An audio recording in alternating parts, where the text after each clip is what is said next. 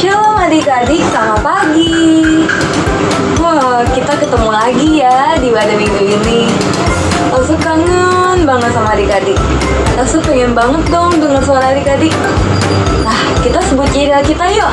Oke? Oke. Sekolah minggu ke seluruh bumi, beritakan Injil. Yes, yes, yes. Sekali lagi. Oke? Oke. Sekolah minggu ke seluruh bumi, beritakan Injil. Yes, yes, yes. Nah, sebelum kita memulai ibadah, yuk adik-adik tutup mata, lipat tangan, kita berdoa bareng-bareng, oke? Jangan lihat kanan dan kiri, oke? Oke. Yuk adik-adik sama-sama kita berdoa. Tuhan Yesus, terima kasih karena kebaikan-Mu, Engkau telah memberkati kami dan kami dapat mengikuti sekolah minggu. Tuhan, biarlah Engkau sertai kami, Engkau jaga kami, dan juga Engkau berikan kami sebuah kemurahan hati-Mu Tuhan, agar kami dapat mengikuti sekolah minggu ini Tuhan.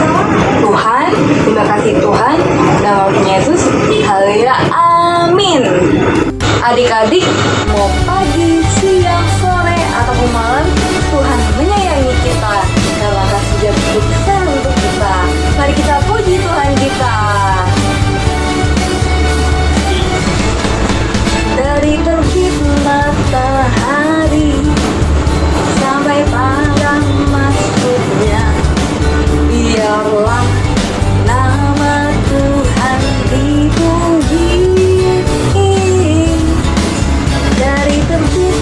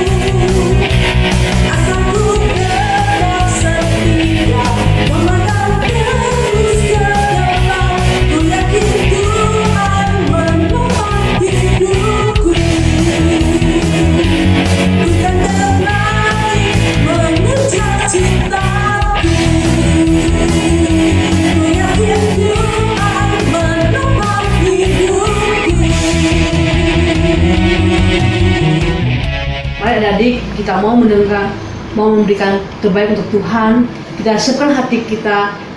Nah, adik-adik, kalau saya mengajak adik-adik semuanya yang di rumah, yang secara online, dapat menaruh uangnya ke dalam amplop persembahan, ataupun adik-adik dapat menitip pada orang tua adik-adik untuk mentransfer ke rekening yang ada di layar ya adik-adik ya. Nah, sebelum kita mau mendengar firman Tuhan, kita siapkan hati kita, kita berdoa kepada Tuhan Yesus. Tuhan Yesus, terima kasih untuk kasih-Mu, untuk penyertaan-Mu, sehingga kami boleh ya Tuhan tetap diberikan kesehatan sampai hari ini. Tuhan, semoga kami juga mau memberikan terbaik untuk kemuliaan nama-Mu Tuhan, yang Kau pakai uang ini untuk memperbesar kerajaan-Mu Bapa yang ada di gereja kami pada hari ini. Tuhan, kami juga menyerahkan juga Tuhan untuk firman yang akan kami dengar juga Tuhan.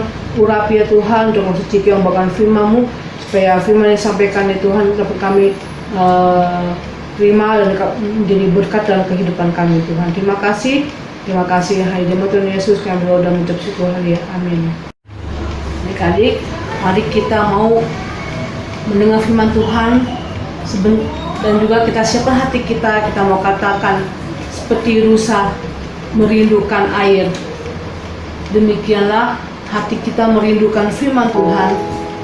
Kita siapkan hati kita, pikiran kita katakan seperti rusa merindukan air. Dengan hati yang tenang, dengan suara yang lembut kita katakan seperti rusa merindukan air.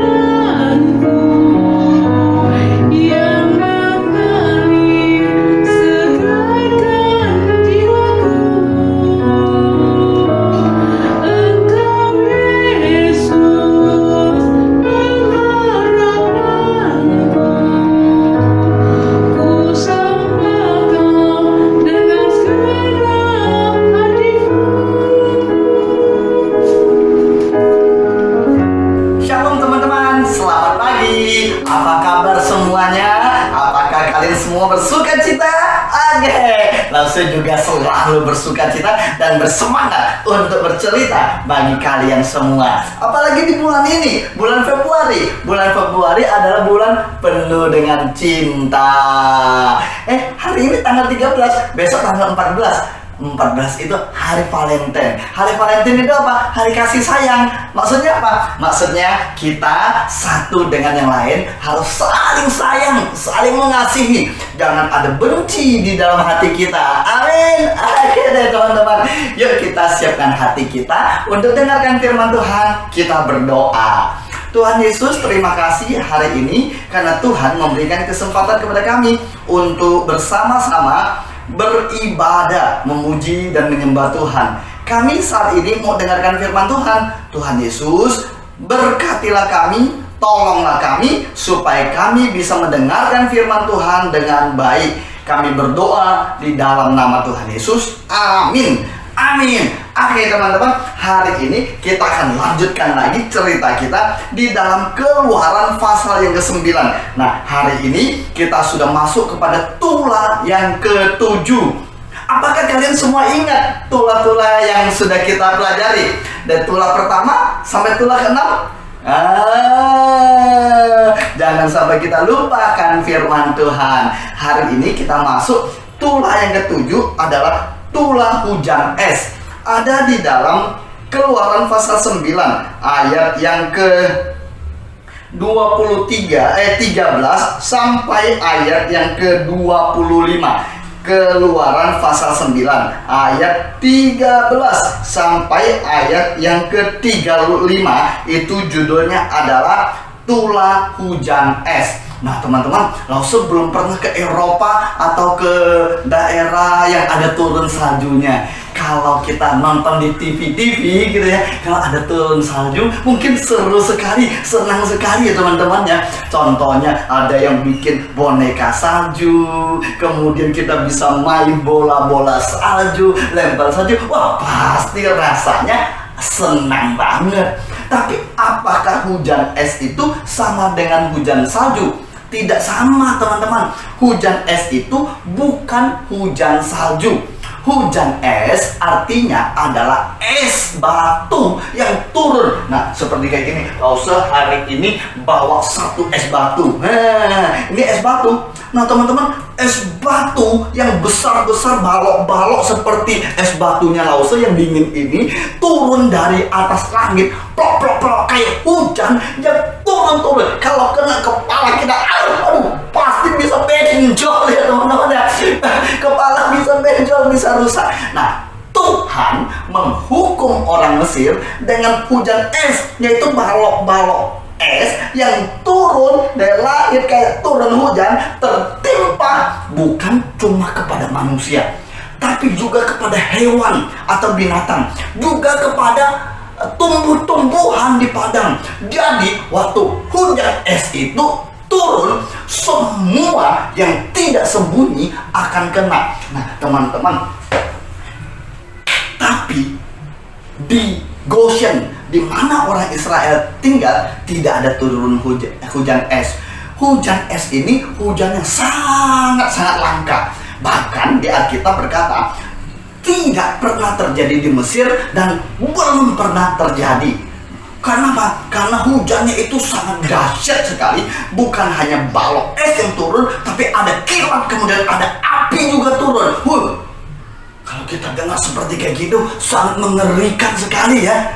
Nah teman-teman, kenapa Tuhan mengizinkan atau Tuhan menghukum orang Mesir lewat hujan es?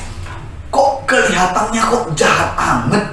Nah teman-teman, Tuhan ingin menunjukkan kepada orang-orang yang ada di Mesir, kepada Firaun, Raja Mesir, kepada adik-adik sihirnya Mesir, kepada rakyat Mesir, bahwa Tuhan sajalah yang disembah oleh orang Israel, yang disembah oleh kita, yang menguasai seluruh isi dunia. Nah teman-teman, dari tulah pertama sampai tulah ke-6 itu terjadi di bumi atau di air. Contohnya air menjadi darah, tulah kata, tulah nyamuk, tulah lalat, tulah penyakit sampar, tulah penyakit bara. Nah, semua terjadi di atas bumi dan di air. Tapi hujan es terjadi dari atas bumi. Nah, Tuhan ingin menunjukkan kepada orang Mesir bahwa hanya Tuhan yang berkuasa atas semuanya. Kalau orang Mesir dan orang-orang Timur Tengah sana zaman itu hanya menyembah dewa-dewa tertentu. Contohnya dewa sungai, dewa bumi, dewa udara, dewa katak, dewa kambing, dewa kerbau, seperti kayak gitu. Tidak ada satu Allah yang berkuasa atas semuanya. Dan Tuhan ingin menunjukkan kepada orang Israel bahwa hanya satu-satulah Tuhan yang berkuasa, yaitu siapa? Allah orang Israel. Nah, teman-teman, kenapa kok sampai begitu? Karena orang Mesir, sekali lagi, orang Mesir Firaun mengeraskan hati mereka. Tapi bagaimana dengan orang yang tidak mengeraskan hati? Ternyata ada juga orang-orang Mesir yang takut akan Tuhan. Makanya mereka sembunyi. Ketika Musa memperingati mereka bahwa akan turun hujan es, mereka takut Tuhan, mereka sembunyi. Mereka yang sembunyi tidak kena hujan es. Tapi mereka yang mengeraskan hati, mereka tetap ada di lapangan atau di padang, makanya mereka kena hujan es. Ditimpalah mereka hujan es itu. Sampai kepalanya benjol, bahkan sampai mati. Nah, teman-teman, dari cerita ini kita menemukan bahwa Tuhanlah yang berkuasa atas seluruh alam semesta. Tuhan juga, yang kedua, Tuhan juga inginkan kita lembutkan hati atau kita bertobat. Nah, teman-teman, Firaun setelah dia melihat hujan es terjadi begitu dahsyat, rakyatnya ada yang mati dan dia hampir mati, binatangnya mati, tanamannya mati. Akhirnya dia cepat-cepat datang kepada Musa. Dia bilang sama Musa, "Musa, aku berdosa kepada Tuhan, berdoalah." Seolah-olah si Firaun itu bertobat. Firaun mau datang pada Tuhan, mengaku dosa karena dia takut kepada hujan es, seperti bertobat, mengaku dosa, kembali kepada Tuhan. Tapi apakah benar Firaun bertobat? Ternyata tidak.